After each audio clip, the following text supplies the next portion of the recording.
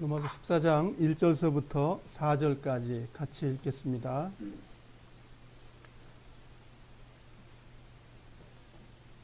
읽겠습니다. 시작. 믿음이 약한 사람을 받아들이고 논란이 있는 문제에 단언을 내리지 마십시오. 자기가 가지고 있는 믿음에 따라 모든 음식을 먹는 사람이 있지만 믿음이 약하여 채소만 먹는 사람도 있습니다. 모든 음식을 먹는 사람은 채소만 먹는 사람을 업신여기지 마십시오. 또 채소만 먹는 사람은 모든 음식을 먹는 사람을 비난하지 마십시오. 이는 하나님께서 그를 받으셨기 때문입니다. 여러분이 누구이기에 남의 종을 판단하십니까? 그가 서 있든지 넘어지든지 그것은 자기 주인이 관여할 문제입니다. 종이 서 있게 된다면 그것은 주님께서 그를 서게 할 수 있기 때문입니다. 설명하고 다시 보도록 하겠습니다. 추석 명절 잘 지내셨으리라고 믿습니다. 우리가 8월 15일을 음력 추석 명절로 하고 있지만 이건 셈족의 가을거지 끝나고 나서 하나님께 제사 드렸던 장막절입니다. 우리가 장막절을 잘 지내고 우리가 다시 모인 겁니다. 이를테면 장막절을 지키고 나면 영원한 천국입니다. 즉 장막절은 우리의 생을 마감하는 것이죠. 예표가. 우리 생을 마감하면 그 영원한 추수 속에 들어가 있는 거죠. 그래서 우리가 가을은 풍요롭다고 말하는데 그 열매가 없이 가을이 풍요할 수는 없습니다. 가을에 태풍이 오고 그 재난이 일어나면 그걸 가을에 풍족하다는 말을 하지 않습니다. 가을거지가 풍성하게 열매를 맺혔을 때 그걸 가을이 풍성하다고 말합니다. 우리의 인생의 신앙생활도 그 풍성한 열매가 맺지 않는다면 결단코 장막절은 오지 않습니다. 그래서 바울께서는 하나님의 말씀을 받아서 풍성한 열매를 맺으라고 말씀하고 있습니다. 이런 말들이 우리에겐 딱딱할지 모르지만 우리의 경계의 말씀이 되는 겁니다. 그래서 오늘도 경계의 말씀을 들어보도록 하겠습니다. 제가 칠판에 기록한 것을 정리를 좀 해보겠습니다. 로마서 14장까지 왔는데요. 로마서 14장은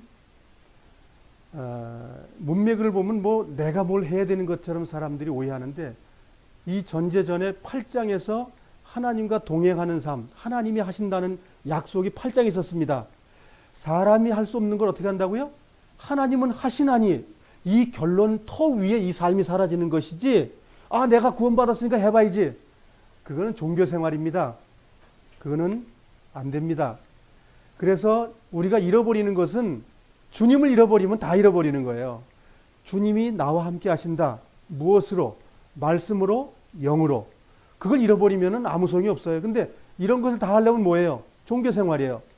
주님의 이름으로 하면 참다운 신앙생활이라는 거죠. 그래서 바울의 말을 우리가 이게 아주 논리적인 거기 때문에 이 논리를 다 쫓아가지 못하면 의미를 다 잃어버린다고요. 8장이 분기점입니다. 하나님의 영으로 인도함을 받아야만이 된다. 그것이 제일 중요하다는 거죠. 그래서 우리의 삶에서 주님의 기름 부음이 없으면 소용없는 거예요. 우리가 깨끗하게 산다? 그건 사람만 좋아하는 거예요.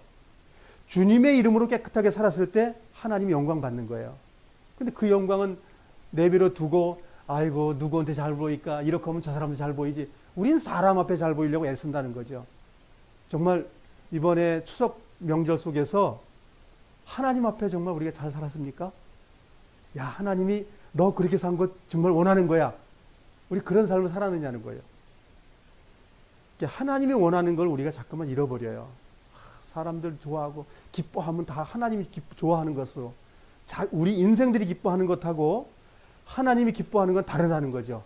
어떻게 다르냐면 인간들은 죄를 져도 기쁘기만 하면 좋다고 그래요. 술을 마시고 담배를 피고 윷놀이를 해가면서 서로 즐기고 돈을 따먹고 잃은 사람은 슬퍼하고 따는 사람은 기뻐하고 하나님은 그게 아니라 어떻게 하면 죄를 안 짓고 그 시간을 보냈느냐. 하나님은 그것만 따지셔요.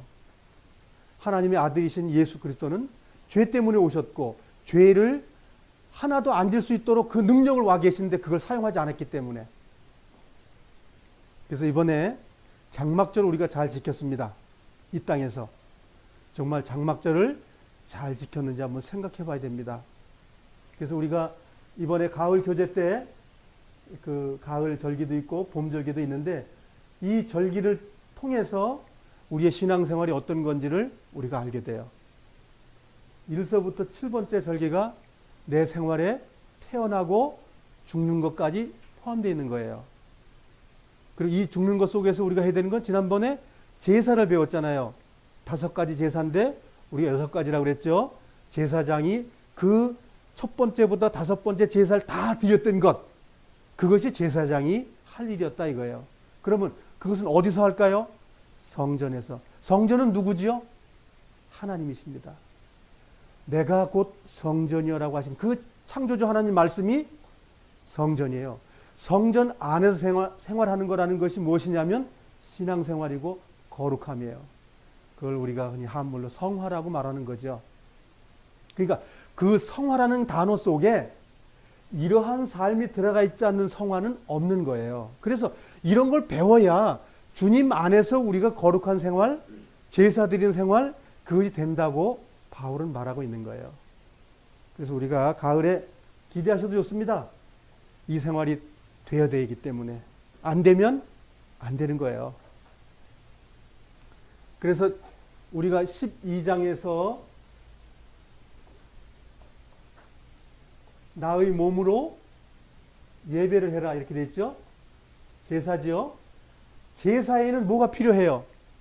죄물이 필요한데 결국 뭐예요?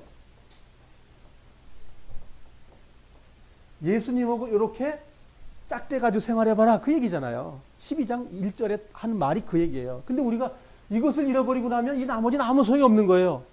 이거 잃어버리고 이거 하면 뭐예요? 종교생활. 주님과 함께 일을 하면 신앙생활, 거룩한 생활 이래 되는 거죠. 자, 이 오늘 14장의 제목이 뭐냐면 그리스도인의 자유의 절제거든요. 거룩한 자유의 절제. 거룩한 것인데 절제가 필요하다는 거죠. 그래서 어떤 절제가 필요하냐고 성경 말하고 있냐면 1절서부터 4절에서는 형제자매를 심판하지 마세요. 형제자매 심판하지 마세요. 그러면 참 말이 어려워요. 심판하지 말라고 그러면. 베드로가 아나니와 삽비라를 어떻게 했죠? 심판했죠. 그럼 말이 안 맞잖아요. 심판하지 말아야 되는데 왜 심판했지?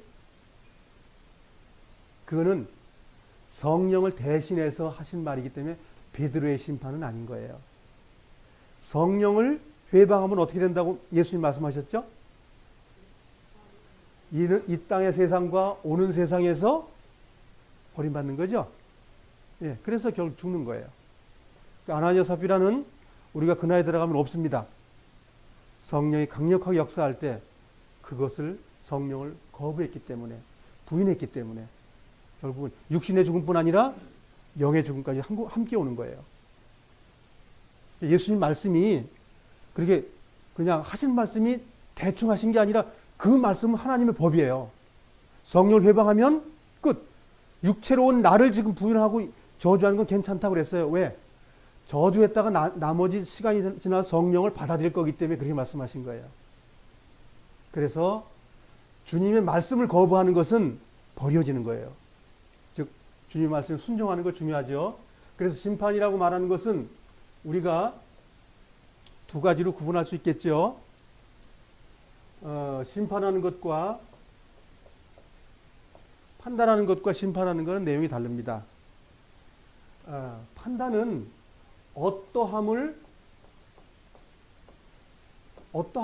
보는 내용이고 심판은 저주로 보는 거예요. 이건 사랑이 없는 것이고 이건 사랑이 있는 것이에요. 성경의 문맥 속에서 두 가지가 다 나와 있어요. 사랑이 없는 판단은 저주가 일어나고 사랑이 있는 판단은 사랑이 나타납니다. 무슨 뜻이냐면 형제자매가 죄를 지었을 때 우리는 심판하는 사람이 있고 그를 위해서 기도하는 사람이 있어요. 그러니까 아이고 저 사람은 저러니까 저렇지라고 심판한다고 하는 것은 하나님의 입장이 있어버린 거예요. 그리고 뭐예요? 우리가 하나님의 신을 우상 숭배를 해버린 거가 된 거예요. 그런데 그 상황을 보고 기도하고 염려하고 사랑하고 그것을 도와주려고 치료하는 마음으로 들어가는 것은 사랑이에요. 비판이 심판이고 비평이 판단이죠. 이 내용이 비슷한 것 같지만 내용이 다른 거예요. 말하자면 저 사랑이 없는 행위와 사랑이 있는 행위를 지금 설명해 주고 있는 거예요. 그래서 성경은 우리가 그리스도인들 속에서 지금 주님과 내가 동행했다 그러면 어떤 일이 벌어지죠? 주님과 동행했다면 판단이라는 걸 하게 돼요. 근데 주님을 빼버리고 내가 하게 되면 뭐가 되죠? 심판하게 되는 거예요. 심판하게 되는 거예요. 그래서 바울은 지금 이 두 가지 문제를 14장 초반부에 지금 말씀하고 있는 거예요. 심판하지 마라. 그러니까 형제를 어떠함을 보지 말라는 말이 아니에요. 도와줘야 되는데 끼니가 없다 그러면 어떡할 거예요? 우리가 살펴봐야 될 거잖아요. 그런 어떤 형제 자매의 이 땅에서 우리가 서로 사랑하기 위한 어떠함을 보는 것은 우리가 사랑의 문제지, 그걸 저주하거나 아유 저거 일도 안 하니까 밥도 못 얻어 먹지, 이제 그렇게 하는 건 아니라는 거죠. 아, 몸이 아파서 일을 못 하는구나. 그러면 내가 쌀기니가 있으면 쌀기니 갖다 줄 수 있는 것이고 또 기도할 수 있는 거고, 그런 내용이죠. 그리고 두 번째 단락에서는 5절에서 8절에서는 날과 달과 해, 절기를 얘기하는 거예요. 날과 달과 해를 지켰는데 왜 지키냐 이걸 왜 지키냐는 거예요. 이거를 그 지금 얘기하는 내용이 그거 왜 지켜? 그렇게 물어보는 거예요. 구약의 율법에 예수님이 와서 다 이루신 거에 대해서 그걸 부인하고, 아, 몇 월 며칠 날 안식일이야, 몇 월 며칠 날 오순절이야, 몇 월 며칠 날 낮파절이니까 그거 지켜야 돼. 지금도 그렇게 하고 있다는 거예요. 지금 어느 단체에서 그렇게 하지요? 하나님의 교회, 하나님의 성회에서 그렇게 하고 있어요. 안상홍님이 하나님이고요. 안상홍의 부인이 하나님의 부인이라고 그러죠. 장길자라는 분이요. 예. 아주 참 멋있어요. 그게 하나님의 교회라는 이름이에요. 그게 거기에서는 이 절기를 다 지켜요. 아주 대성이라고 그래가지고 대속죄일 다 모여가지고 뭐 죄를 자복하고 난리가 납니다. 그렇게 하고 있고, 그다음 우리가 알고 있는 메시아닉주가 이런 걸 해야 된다고 주장을 해요. 그러면 예수님이 하신 일하고 부딪히겠죠? 예수님이 하신 일하고 부딪혀요. 또 사도 바울께서 말하는 얘기하고 또 부딪혀요. 그래서 우리가 구약에 있는 건 성경은 그림자라고 그랬지 실체라고 말 안 했습니다. 구약은 그림자, 실체 어느 거예요? 그림자잖아요. 실체가 아니잖아요. 실체가 뭐예요 그러면? 예수님이잖아요. 그러니까 우리가 그림자를 보고 나서 실체보다 더 강조한다. 그건 불법이에요. 아, 예수님이 내가 육체로 오셨고 내가 이게 지금 성전이라고 말했는데 구약에 있는 그림자의 성전을 더 주장한다고는 누굴 믿지 않는 거예요? 예수님을 믿지 않는 겁니다. 그래서 예수님이 하신 말씀이 구약을 버리는 것이 아니라 구약의 그림자를 실체로 보여주시는 거예요. 그래서 구약을 공부할 때 예수님을 더 많이 알 수 있기 때문에 구약을 공부하는 거지, 구약대로 내가 실천하려고 구약 공부하는 건 아니에요. 예수님을 더 잘 알기 위해서 구약을 보는 거예요. 그래서 날과 달과 해, 이거는 우리가 주님의 것, 내가 아니라 주님 것인데 주님의 것이라 그러면 날과 달과 해를 어떻게 할 거냐고 묻는 건데, 아, 주님의 것이라고 말하면 몇 월 며칠 날 오순절 합시다. 양 잡시다. 지금 양을 안 잡고 뭐 닭을 잡는다고 말하는데 이 말도 안 되잖아요. 그런 엉터리 같은 성경을 배우고 있기 때문에 많은 사람들이 지옥을 가는 거예요. 누가 그 일을 가르쳤나요? 악한 선지자들이, 거짓 선지자들이 그렇게 말했기 때문에 많은 사람들이 지옥을 가는 거예요. 분별 못한 건 누구 책임이죠? 에이, 저 사람이 저래 말했기 때문에 내가 그래서 어쩔 수 없어요. 주님 앞에 변명이 통하나요? 통하지 않습니다. 분별의 영을 우리 마음에 주셨는데 우리가 써먹지 않았다면, 네가 분별할 수 있는 힘이 나에게서 왔는데도 불구하고 네 마음대로 갔잖아. 성경 그렇게 말하고 있는 거거든요. 그래서 우리는 내 평생에 분별하는 것을 해야 됩니다. 세 번째는 9절서부터 13절은 형제 자매를 심판함으로 하나님의 심판받는다. 우리가 형제자매를 심판함으로써 원망과 시비로서 형제자매를 심판했다 그러면 그 대가로서 하나님의 심판을 받는다.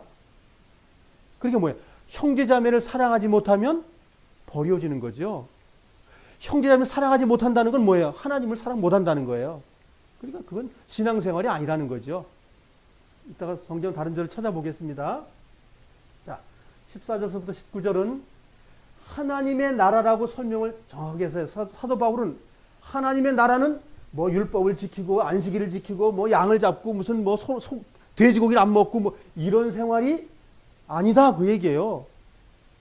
지금은 그렇게 해야 생활이다라고 말하잖아요. 돼지고기 먹으면 큰일 난다고. 그건 유대인들이죠. 우리 개고기 먹잖아요. 중국은 뭘 먹어요? 원숭이 고기 먹잖아요. 중국 사람들은 맛있는 거라 그러고. 왜 그럴까요? 원숭이가 많으니까. 우리 왜 그럴까요? 개가 많으니까. 이스라엘 주변 나라는 뭐가 많아요? 돼지가 많은 거예요. 유대인들은 돼지고기 먹지 말아야 되는 거예요. 왜냐하면 눈에 많이 보이니까. 그건 문화적인 것이지 하나님이 돼지고기에 무슨 독약이 들어있어요? 조금 들어있는 건 있긴 있습니다. 어쨌든 간에. 인간에게 유리한 게 있어요. 돼지고기의 지방은 사람의 정욕을 복돋는 것에 사용되는 거예요. 그리스도인들이 많이 안 먹는 게 좋습니다. 그래서 하나님의 나라는 뭐냐 하면 의와 평강과 기쁨인데 먹는 음식이 아니다. 먹는 음식의 즐거움으로 화하는 나라가 아니라는 거예요. 이 땅에서 그러니까 음식을 가지고 형제 자매들하고 시비 걸지 말아라. 그 말을 지금 교훈해주고 있는 거거든요.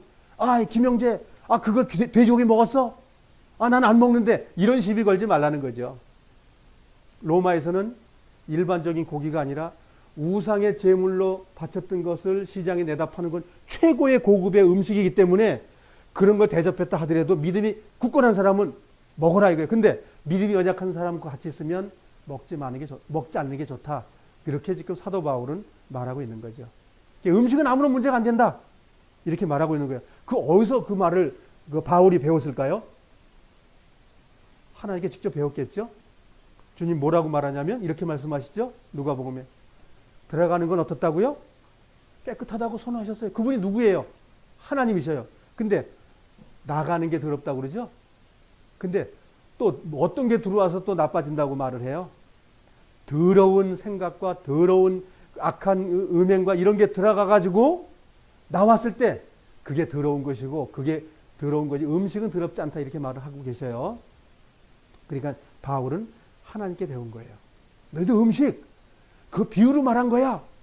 그거 먹으면서 그렇게 두려워하거나 할 필요 없다는 거지. 우상의 제물 믿음 있다고 해서 함부로 먹지 마. 그 옆에 연약한 사람 믿음 있는 사람이 있으면 먹는 것도 절제해. 이렇게 말하고 있죠. 이 땅에도 먹는 문제에 평강이 있는 게 아니고 굶주려도 주님의 의와 평강과 기쁨이 있으면 그건 천국이다 이렇게 말하는 거예요. 그게 하나님의 나라다 이게 얘기죠. 개역 한글에서는 하나님의 나라, 하늘나라, 천국 그게 다른 거예요? 똑같은 거예요? 똑같은 건데 개역 한글 번역이 복잡해서 남들이 다 찢어 놓는 거예요. 하나님이 통치하면 다 하나님의 나라죠.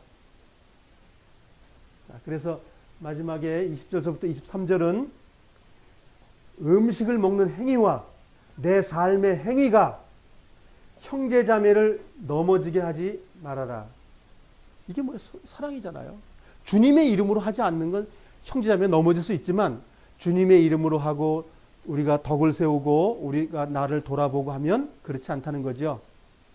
우리는 이것을 완전히 이룰 수 있다면 좋지만 우리 삶 속에 넘어짐이 있다고 성경은 말하고 있잖아요. 넘어질 때 어떻게 하죠? 우리가 주님께 나아가는 거잖아요. 무한하신 사랑으로 우리를 감싸주고 위로하고 도와주고 죄를 씻어주는 그분이 우리와 함께 계신 거예요. 그래서 담대히 주님께 나아갈 수 있다고 성경은 말하고 있는 거죠. 오늘 교재는 통틀어 다 얘기하면 뭐예요? 주님의 사랑을 실천해야 된다 그 말입니다. 내 사랑 말고 주님의 사랑을 실천하는 것이 거룩한 생활이다. 이렇게 지금 바울이 말하고 있는 거죠. 기본적인 설명은 제가 드렸기 때문에 성경 단락을 읽어보면서 다른 성경도 좀 보도록 하겠습니다.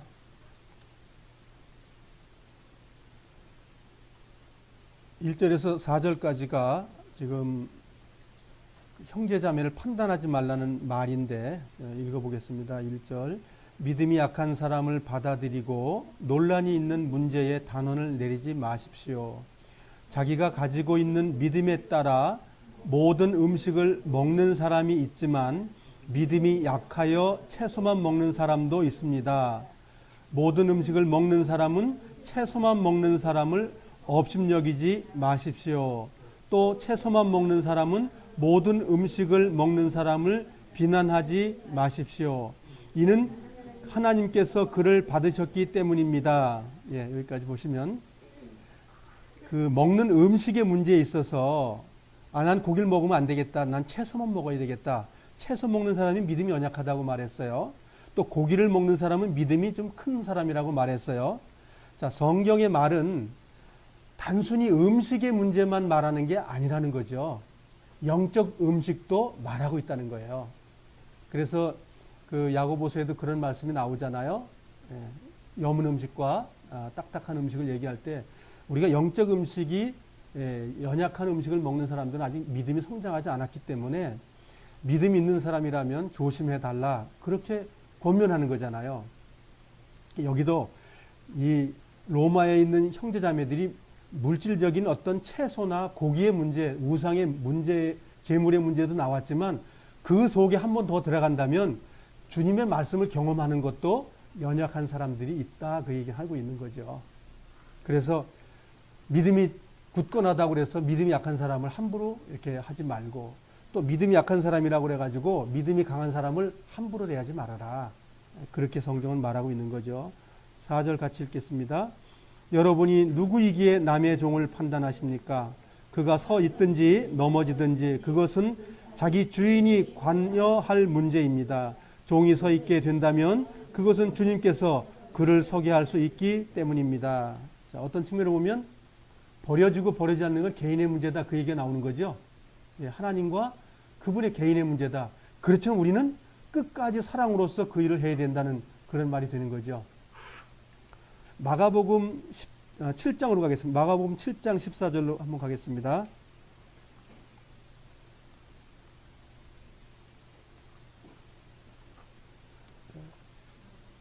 마가복음 7장 14절입니다. 그 먹는 문제를 예수님이 이제 말씀하셨거든요. 그래서 그 위선자인 바리새인과 유대인들 장로들 사두개인들을 야단치시면서 하신 말씀 속에 그 말씀을 하셨어요. 마가복음 7장 14절 같이 읽겠습니다. 시작. 예수님께서 사람들을 다시 불러서 말씀하셨습니다. 너희 모두 내 말을 듣고 깨달아라. 무엇이든지 사람 밖에서 몸속으로 들어가 사람을 더럽히는 것은 아무것도 없다. 사람에게서 나오는 것이 사람을 더럽힌다. 이렇게 이제 두 가지 단락을 말했는데 입으로 들어가는 건 음식을 얘기한 것입니다. 그 다음 절 넘어가겠습니다. 17절 예수님께서 사람들과 헤어져 집에 들어오시자 제자들이 이 비유에 대해 물었습니다. 예수님께서 말씀하셨습니다. 너희는 아직도 깨닫지 못하겠느냐? 바깥에서 사람 속으로 들어가는 것이 사람을 더럽히지 못하는 것을 깨닫지 못하느냐? 19절 그것은 사람의 마음속에 들어가는 것이 아니라 배로 들어가서 뒤로 나간다. 즉 음식 먹는 문제를 얘기했고 먼저 번에는 두 번째는 뭐냐면 이제 마음의 문제, 생각의 문제, 더러운 그런 음행의 문제 그런 걸 얘기하는 거죠. 그러므로 예수께서 모든 음식이 깨끗하다고 선언하셨습니다. 자, 돼지고기가 깨끗해요, 더러워요? 개고기가 더러워요, 깨끗해요? 음식은 다 깨끗한 거예요. 자, 그리고 20절 읽겠습니다. 시작. 예수님께서 말씀하셨습니다. 사람에게서 나오는 것 바로 그것이 사람을 더럽히는 것이다. 속에서부터 즉 사람의 마음으로부터 악한 생각, 음란, 도둑질, 살인, 간음, 탐욕, 악의가 가득하며 속임수, 방탕, 질투, 욕지거리, 교만, 어리석음이 나온다. 이 모든 악한 것들은 사람의 속에서 나와 사람을 더럽힌다. 그 유대 종교 지도자들에게는 야단을 두 단어로 쳤어요. 근데 그분들이 깨달았을까요? 못 깨달았을까요? 못 깨달았죠. 왜냐하면 제자들도 못 깨달았는데. 근데 제자들이 이제 방에 이렇게 딱 들어와서 같이 제자들하고 예수 믿고 함께 있을 때 제자들이 물어본 거잖아요. 예수님, 그 비유가 무엇인지 우리한테 알려주세요. 그랬더니 아들 너희들 못 깨달았느냐? 이렇게 얘기하면서 우리 속에 있는 거니까 물으신 거잖아요. 네 속에 그거 있잖아. 어? 그렇게 얘기하시면서 이제 설명을 해주신 거 자세하게 설명해 주신 거예요. 그래서 우리 마음 속에서 솟구쳐 나오는 그런 더러운 것이 있다는 거죠. 그것이 더럽고 유대인들이 무슨 이건 먹으면 된다, 저건 안 먹으면 된다. 그 먹는 문제가 아니다. 이렇게 설명하신 거예요. 본문으로 가겠습니다. 자, 두 번째 단락 보겠습니다. 5절 시작.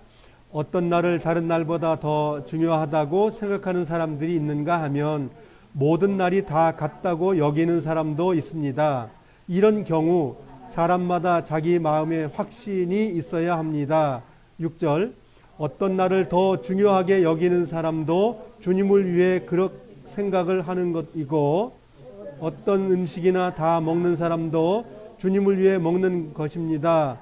그는 음식을 먹을 때 하나님께 감사한 마음을 갖습니다.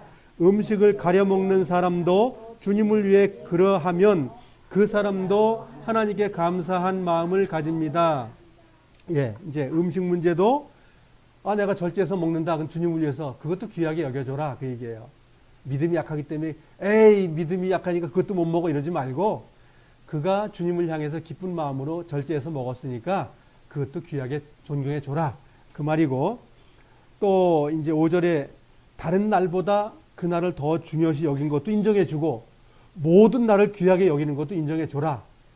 그러면 양비론 같지 않습니까? 양비론 이것도 좋고 저것도 좋고 그런 말이 아니죠. 주님을 위한 그 목적을 위해서 하는 건 다 인정해 주라는 말이지. 그 얘기예요. 근데 지금 안식일을 지키는데 그게 목적이 맞아요? 안식일 지키는 게 좋은 거니까 됐다. 저거 무시하지 마라. 그 말이 맞아요? 그 말 아닙니다. 안식일은 주님이 주인 됐다고 말했기 때문에 주님을 받아들이는 것이 안식을 지키는 겁니다. 주님 안에 안식을 누리는 것이 그 안식을 지키는 겁니다.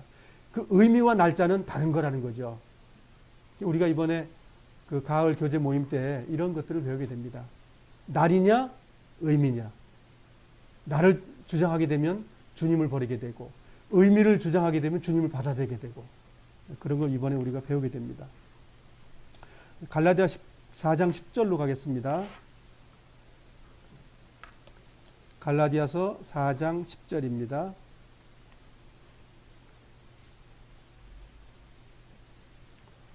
갈라디아 4장 9절, 10절, 11절. 신약성경 306페이지입니다.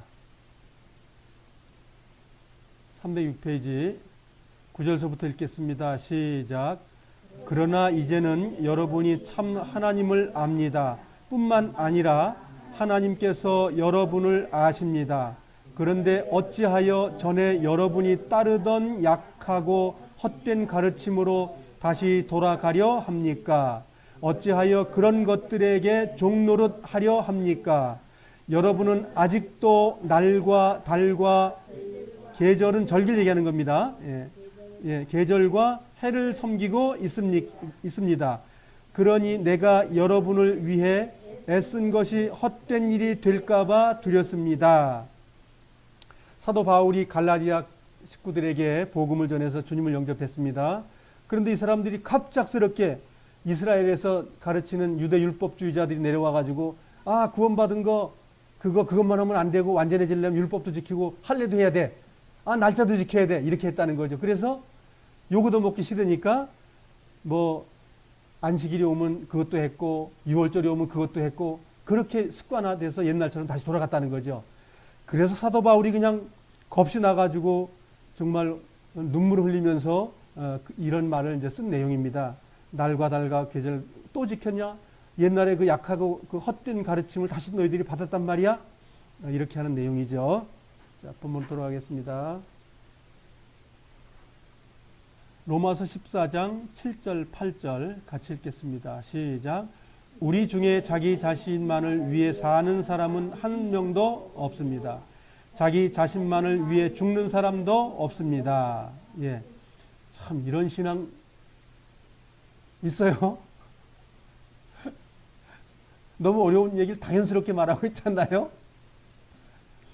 우리 중에 자기 자신만을 위해 사는 사람은 한 명도 없으며 자기 자신만을 위해 죽는 사람도 없습니다. 8절 우리가 산다면 그것은 주님을 위해 사는 것이고 죽는다면 주님을 위해 죽는 것입니다. 그러므로 살든지 죽든지 우리가 주님의 것입니다. 그러니까 주님의 것이라고 인정하는 사람만 이렇게 살고 주님의 것이 아니고 내 것입니다. 박장근이는 박장근 것이에요. 그럼 이렇게 못 산다는 거죠. 지금 무슨 말이에요? 저것이 나에게 이렇게 나를 억하심종을 하고 있어? 이렇게 나를 못 살게 굴어? 그거는 뭐예요? 박장근이 것이라는 거죠. 만약 주님의 것이라면 형제가 연약해서 저렇게 했구나. 뭔가 부족했기 때문에 신앙이 아직 연약해서 그렇구나. 나하고 넘어가야 되는데 그랬어 저랬어 해가지고 한다면 그것이 연약함이라는 거죠. 그건 주님의 사람이 아니기 때문에 그렇게 대응했다는 거예요. 즉 말하자면 그 시간에 주님이 역사 안 했기 때문에 주님이 돌아가셨기 때문에 그런 생활을 못했다는 거예요. 그러니 우리 모든 생활 속에서 주님이 하셔야 되겠죠. 예, 주님이 내 안에 오셔야 되고 나는 죽어야 되고 나는 죽음으로써 부활 생명으로 주님이 나타나야 이 일이 된다는 거예요. 그런 7절과 8절은 우리가 쉽게 할 수 있는 문제가 아니라는 거예요. 사도 바울은 쉽게 말한 것 같지만 7절, 8절 제일 마지막에 뭐예요? 주님의 것입니다 라고 했을 때 가능하다는 거예요. 근데 이렇게 되려면 어떻게 돼요? 내가 죽음에 이뤄야 돼요. 십자가에 못을 박아야 됩니다. 우리는 신앙생활이어야 되지 그 종교생활 하면 안 된다는 거죠. 주님께서 살아서 내 안에서 일을 하신다는 거예요? 일 안 하신다는 거예요? 하신다는 겁니다. 그분을 신뢰하라는 거예요. 그분은 하신다고 약속했기 때문에. 그것이 믿음의 생활이죠. 9절서부터 12절 같이 읽겠습니다. 만약 그렇게 못 산다면 심판받는다고 지금 말하고 있어요. 시작. 그리스도께서는 죽은 사람만 아니라 살아있는 사람의 주님이 되기 위해서 죽으셨다가 다시 살아나셨습니다. 그런데 여러분은 왜 여러분의 형제를 판단합니까? 왜 형제를 업심여깁니까? 우리는 다 하나님의 심판대 앞에 설 사람들입니다. 성경에서 이렇게 기록되어 있습니다. 주께서 말씀하시기를 내가 살아있나니 모든 무릎이 내 앞에 꿇을 것이요 모든 혀가 하나님께 자백할 것이다. 그러므로 우리가 각자 자신이 한 일에 대해 하나님께 사실대로 말씀드리게 될 것입니다. 자, 여기에 지금 내용이 뭐예요? 주님이 부활하고 승천했던 내용은 살아계시는 그 이유는 우리가 주님과 살지 못하고 형제자매 사랑하지 못하고 죄악된 삶을 살아가는 것은 하나님을 업신여기는 것이다 이거예요. 그래서 그런 자에게는 하나님의 심판이 있다는 거예요. 요한복음에서는 주님을 믿는 자들은 심판을 받지 않을 터이요 그랬죠? 어떻게 했기 때문에 심판 안 받냐면 하나님의 사랑이 나타나기 때문에 심판 안 받는다 그 말이에요. 뭐 주님을 이름을 영접했더니 심판이 없다고요? 그건 거짓 복음입니다. 성경 그렇게 말하고 있잖아요. 우리가 형제자매를 사랑하지 못하면 하나님의 심판대를 쓰게 되면 우린 버려지는 거예요. 그 나라 들어가야지 심판으로 들어가면 안 됩니다. 심판의 부활로 부활했다고 말하는 거예요. 표현의 방법이. 마태복음 5장 21절로 가겠습니다.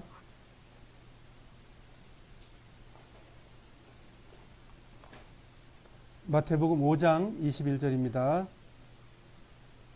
마태복음 5장 21절입니다. 읽겠습니다. 시작. 예전에는 살인하지 말라 누구든지 살인을 하는 사람은 재판을 받을 것이다 라는 계명을 받았다고 너희가 들었다. 그러나 나는 너희에게 말한다. 자기 형제에게 화를 내는 사람은 재판정에 설 것이며 자기 형제에게 나쁜 말을 하는 사람도 산헤드린 법정에 설 것이다. 또한 자기 형제에게 바보라고 하는 사람은 지옥불에 던져질 것이다. 그러므로 내가 제단에서 예물을 드릴 때 내 형제가 너에게 나쁜 감정을 갖고 있는 것이 생각나거든 제단에 예물을 놓아두고 가서 먼저 내 형제와 화해하여라. 그 후에 다시 와서 예물을 바쳐라.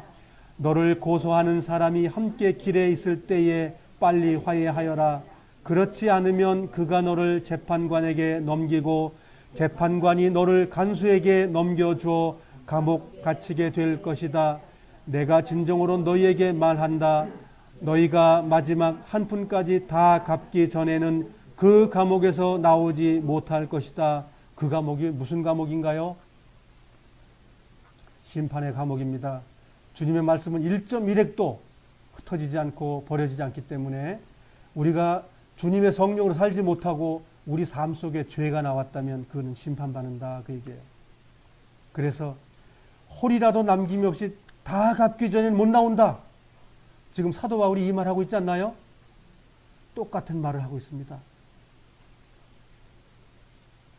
마태복음 25장 33절로 가겠습니다. 마태복음 25장 33절입니다. 신약성경 44페이지입니다. 33절 읽겠습니다. 시작. 인자는 자신의 오른쪽에는 양을 왼쪽에는 염소를 둘 것이다. 이게 지금 하나님께서 심판할 때 오른쪽과 왼쪽에 그 심판하는 걸 구분한다고 말씀하신 거죠. 34절 읽겠습니다. 그때 왕이 오른쪽에 있는 사람들에게 말할 것이다. 내 아버지로부터 복을 받을 자들이여 와서 세상이 만들어질 때부터 하나님께서 너희를 위해 준비하신 나라를 물려받으라. 무슨 나라를 물려받아야 돼요? 하나님의 나라를 물려받는 거죠. 그러니까 하나님의 나라를 어떤 사람이 물려받느냐면 오른쪽에 분리된 사람. 그렇죠? 양과 염소로 말할 땐 양쪽에 있는 분리되어 있는 그 사람들이 하늘나라를 물려받을 사람들이다라고 말했어요. 그러면서 그 사람들이 어떤 사람이냐면 배고플 때에 홀로 있을 때 아플 때에 그런 걸 돌아본 사람들, 즉 주님의 사랑을 사용했던 사람들, 그게 양의 무리에 있는 사람들이라고 표현한 거예요. 40절 읽겠습니다. 시작. 그때 왕이 대답할 것이다. 내가 너희에게 진정으로 말한다. 보잘것없는 사람에게 한 일 곧 너희가 이 형제들 중 가장 잘 보잘것없는 사람에게 한 일이 곧 나에게 한 것이다. 그 왕에게 한 것이 이런 거다 이거죠. 근데 그 일을 안 한 사람은 이 하나님의 왕국을 물려받지 못하고 이렇게 지극히 작은 자에게 하나님의 이름으로 했던 것, 물 한 잔이라도 그걸 받아 준 사람은 하나님의 나라를 물려받더라 그거예요. 46절 한 장 넘겨서 보겠습니다. 이 사람들은 영원히 형벌을 받게 될 것이다. 그러나 의로운 사람들은 영원한 생명에 들어갈 것이다. 자, 그럼 종전에 주님의 사랑을 사용하지 않아서 주님을 영접하고 주님의 피 흘림 구속은 분별의 시작일 뿐이지 분별의 완성은 아니거든요. 이집트에서 나온 건 시작이지 나왔다고 해서 가나안 땅에 들어간 것은 아니라는 거죠. 그 분별의 주님의 그 사랑의 생명을 가지고 살아갔던 것, 그렇게 된 자들이 영원한 생명에 들어간다고 성경은 말하고 있는데 이건 누가 말한 거예요? 예수님이 친히 말씀하신 거니까 예수님이 누구셔요? 내가 아버지고 아버지가 나다. 그거죠? 예. 여호와가 이 땅에 오셔가지고 이 말씀을 하신 거예요. 구약에도 말씀하시는 분이면 신약에도 말씀하시는 분이에요. 그분이 이렇게 말했어요. 정말 주님의 이름으로 살아가지 못하는 것.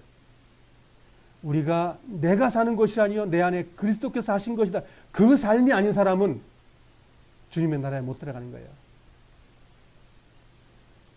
본문으로 가겠습니다.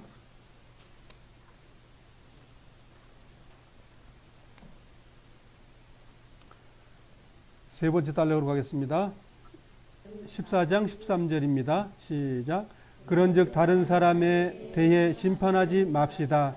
우리가 더욱 힘쓸 것은 형제의 길에 그를 넘어지게 하는 것이나 장애물을 놓지 않겠다고 결심하는 일입니다. 14절. 내가 주 예수님 안에 있는 사람으로서 확신하기로는 그 자체로 부정한 음식은 하나도 없습니다. 어떤 음식이 부정하다고 믿는 사람이 있다면 그 사람에게는 그 음식이 부정한 것입니다. 여기 보면 14절에 주 예수님 안에 있는 사람으로서 확신하기로는, 지금 누가 이렇게 확신하고 있다는 거예요? 바울이 예수님 안에서 그 삶을 살아가고 있다, 그 말하고 있는 거죠.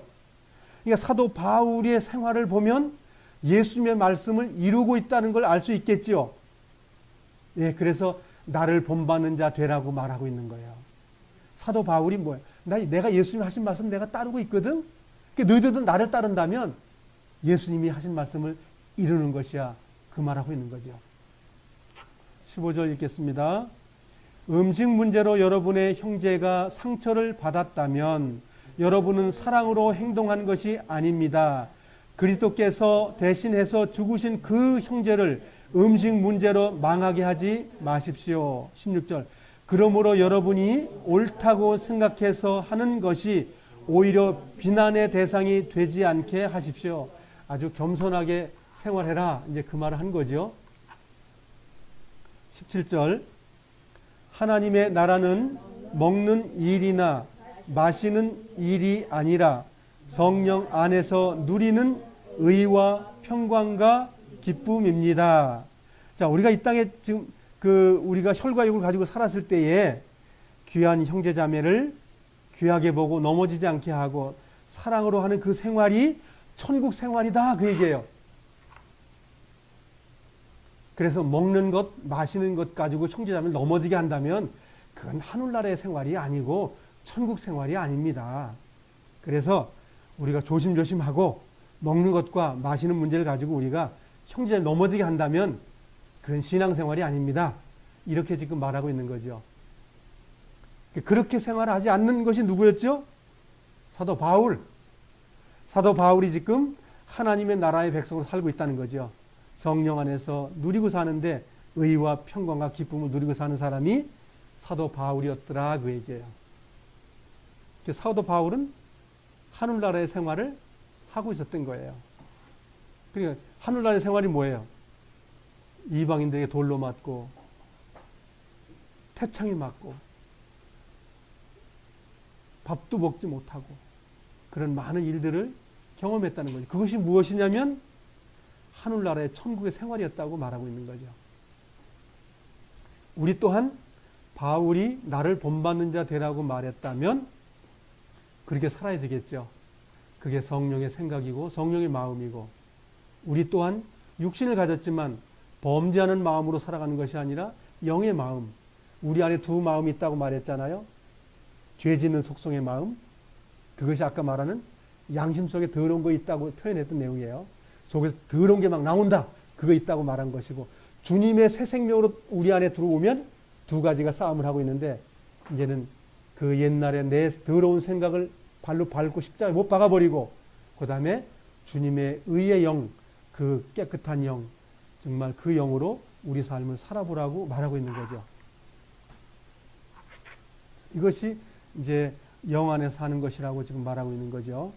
누가복음 17장 20절로 가보겠습니다. 누가복음 17장 20절, 신약성경 124페이지입니다. 신약성경 124페이지입니다. 20절 읽겠습니다. 바리새파 사람들이 하나님 나라가 언제 오는지에 대하여 물으니 예수님께서 대답하셨습니다. 하나님 나라는 볼 수 있는 모습으로 오는 것이 아니다. 또 보아라.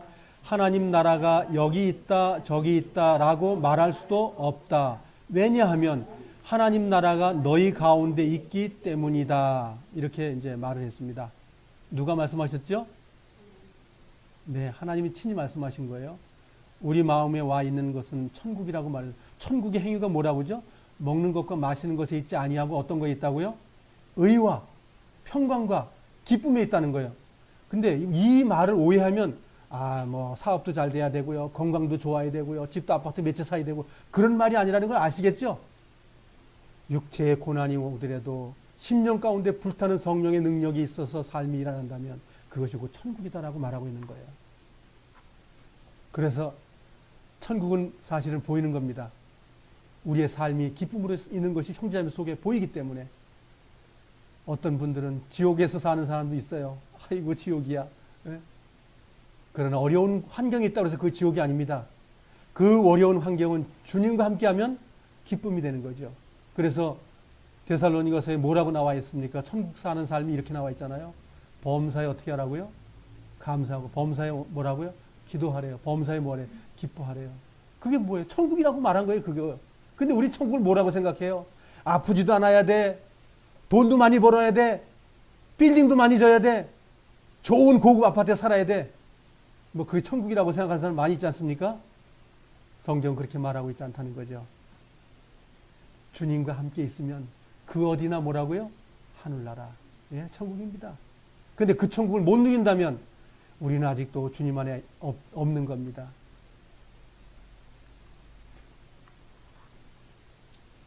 요한복음 20장으로 가겠습니다. 요한복음 20장 19절입니다. 요한복음 20장 19절입니다. 천국은 누가 주셔요? 내가 만들어요? 내가 만들어 천국을 만들어 살아요? 하나님께로 옵니다. 천국은 위로부터 내 마음속으로부터 해서 내 삶의 전체가 되는 거예요. 19절 읽겠습니다. 시작. 같은 날 저녁에 제자들이 함께 모여 있었습니다. 제자들은 유대인들이 두려워 문을 꼭 잠궜습니다. 그곳에 예수님께서 오셔서 그들 가운데 서서 말씀하셨습니다. 잠깐만요. 왜 무서웠습니까? 이때 어떤 일이 일어났길래 무서웠을까요?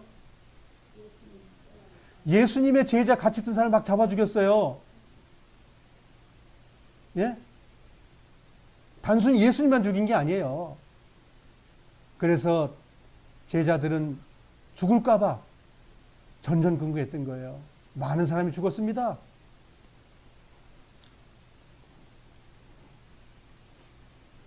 자, 읽겠습니다. 하반절. 너희에게 평강이 있을지어다. 두려워하는데 두려움을 누가 내쫓아 줬습니까?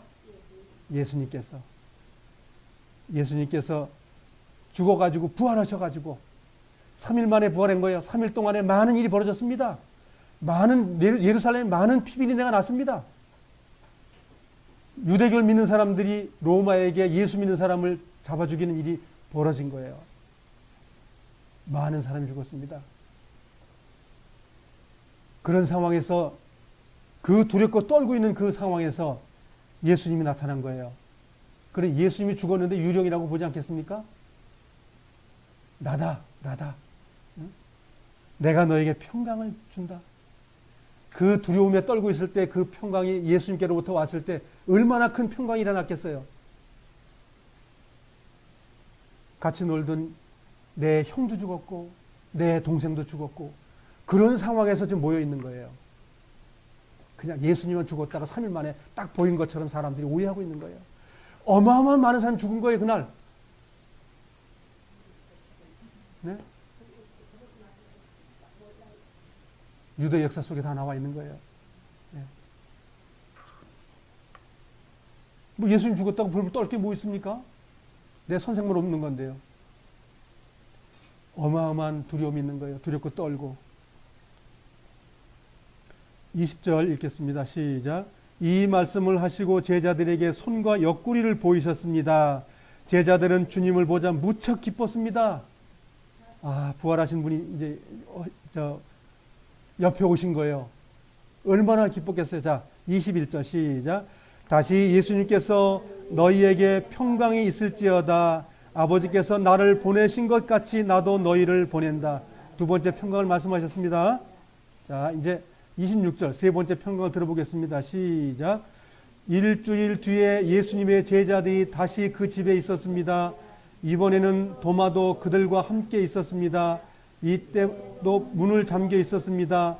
예수님께서는 안으로 들어가셔서 그들 가운데 서서 말씀하셨습니다. 너희에게 평강이 있을지어다. 자, 3번의 평강을 말씀하셨습니다. 그분들이 3번의 평강을 맞고 나서 주님께서 이제 예루살렘을 떠나지 말라는 말씀을 하시죠. 자, 우리는 우리 안에 평강이 없습니다. 우리 안에 뭐가 나타나죠? 그 마귀 놈이 나타나는 거 아닙니까? 더럽고 썩을 것. 그것이 살면서 살아 올라오잖아요. 죽은 줄 알았더니 또 올라와. 내 양심의 더러운 마음 속에 더러움이 날마다 조금씩 날아옵니다. 그거 어떻게 하는 거지 우리가? 성령으로 어떻게 하는 거예요? 주워박는 거 아닙니까? 그것이 신앙생활입니다. 우리 생이 마감할 때까지 그게 끌어올라옵니다. 음력이 끌어올라옵니다. 그 탐심이 끌어올라옵니다. 우상숭배가 끌어올라옵니다. 그것을 성령이 날마다 이기게 해서 우리는 이김을 주신다는 그 이김이 뭐냐면 바깥에 나가서 이기는 것보다 그 이김이 우리의 마음속에서부터 시작이 된다는 거예요. 본문으로 가겠습니다.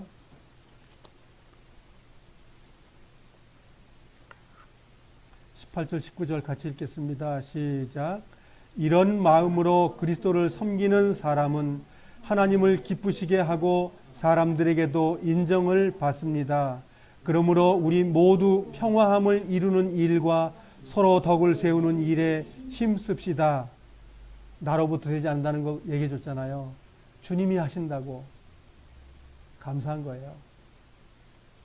마지막 20절서부터 23절 마지막 소절입니다. 같이 통으로 읽겠습니다. 시작. 음식 문제로 하나님의 일을 무너뜨리지 않도록 합시다. 음식을 다 깨끗한 것이지만 어떤 음식을 먹은 것이 다른 사람을 넘어지게 한다면 그것은 먹는 것은 그 사람에게 좋지 못할 것이요. 고기를 먹는다거나 술을 마신다거나 그 밖에 여러분의 형제를 넘어지게 하는 일을 하지 않는 것이 좋습니다.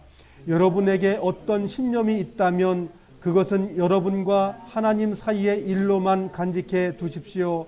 스스로 옳다고 믿는 일을 할 때 자신을 정죄하지 않는 사람은 복 있는 사람입니다. 그러나 의심을 하면서 먹는 사람은 정죄를 받은 것입니다. 그것은 믿음에서 나온 것이 아니기 때문입니다. 믿음에서 나오지 않는 다 죄입니다. 우리가 믿음으로 사는 걸 지금 바울은 말하고 있는 거잖아요. 형제가 음식을 먹었는데 넘어졌다 그러면 우리가 믿음으로 살지 않았다 이렇게 말하는 거잖아요. 그래서 믿음으로 덕에 정말 우리 삶 속에 주님의 정말 범복으로 살아갔을 때 된다고 말하는 거죠. 그래서 이 일이 쉽다기보다는 내가 하긴 어렵지만 주님을 받아들이고 나서 흔히 어떤 교단에서는 주님을 부르면 그분이 오셔가지고 일하신다고 정말 말씀 안에 주님께서 우리 안에 거하신다는 걸 믿었다면 이 일도 어려운 일도 다 된다고 성경을 말하고 있는 겁니다. 우리가 21절 보면 고기를 먹는 문제 우상의 제물입니다. 술을 마시는 문제 취하는 문제입니다. 자, 그러면 우리 내 옆에 있는 분들에게 술을 먹고 만일 담배를 피면서 옆에 사람에게 문제를 준다면 그 문제는 주님 앞에 심판받을 것으로 나와 있는 겁니다. 우리의 연약함이 우리의 내가 좋아하는 그 일이 만일 아내나 남편에게 문제가 된다면 그것은 주님께서 말하시는 심판대에 들어가는 겁니다. 우리가 아내와 남편을 우리에 왜 가까이 줬습니까? 심판에 들어가지 말라고. 원수를 왜 줬습니까? 외나무다리에서 만났습니까? 그를 용서하라고. 그에게 우리가 좋은 모습을 보이게 해달라고. 그 우상의 고기를 먹지 않는 걸 보여주라고 우리에게 주신 겁니다. 멀리 있는 사람에게 주는 것이 아니라 가까이 있는 사람에게 은혜의 법이 나와야 됩니다. 그 은혜의 법이 사랑입니다. 즉 우리가 그 사랑을 하지 못한다면 하나님의 심판대에 우리 심판받습니다. 그 심판에 있으면 그건 두 번째 사망의 부활로 나타나는 겁니다. 우리는 사망의 부활로 나타나면 안 됩니다. 의의 부활로 우리는 끝나야 됩니다. 그것이 되기 위해서 바울은 계속 말하고 있는 거예요. 고린도전서 8장으로 가보겠습니다. 고린도전서 8장 13절입니다. 고린도전서 8장 13절. 사도 바울이 그때 당시 로마에서는 먹는 문제에 많이 유대인과 이방인들이 싸웠기 때문에 이방인의 구원받은 그리스도인, 유대인으로서 구원받은 그리스도인, 또 이방인이지만 유대교로 개종한 그리스도인들이 먹는 문제 가지고 이렇게 시비를 걸었다는 거예요. 별것도 아닌데 하나님이 다 의롭다고 깨끗하다고 한 것을 아니라고 우기는 사람들에게 이렇게 또 한 번 책망하는 거예요. 그렇게 산다면 하나님의 심판받고 버려진다라고 말하고 있는 거예요. 4절을 먼저 읽겠습니다. 시작. 이제 우상에게 제물로 바친 음식을 먹는 문제에 대하여 이야기해 봅니다. 우리는 세상에서 우상이란 아무것도 아니며 하나님은 오직 한 분뿐이라는 사실을 알고 있습니다. 자, 이제 우상에 대한 별것 아니다. 이렇게 얘기했죠. 9절로 넘어가겠습니다. 시작. 그렇지만 여러분에게 있는 자유를 행사할 때 그것이 믿음이 약한 성도들에게 걸림돌이 되지 않도록 주의하십시오. 예, 주의해야 됩니다. 13절 읽겠습니다. 시작. 13절. 그러므로 내가 먹는 음식 때문에 내 동료 성도들이 걸려 넘어지게 되면 그 사람이 걸려 넘어지지 않도록 하기 위해 나는 평생 고기를 먹지 않을 것입니다. 아까 로마서에 있는 말씀을 확답을 주는 거지요. 그리스도 안에 지금 내가 바울이 있다 이거예요.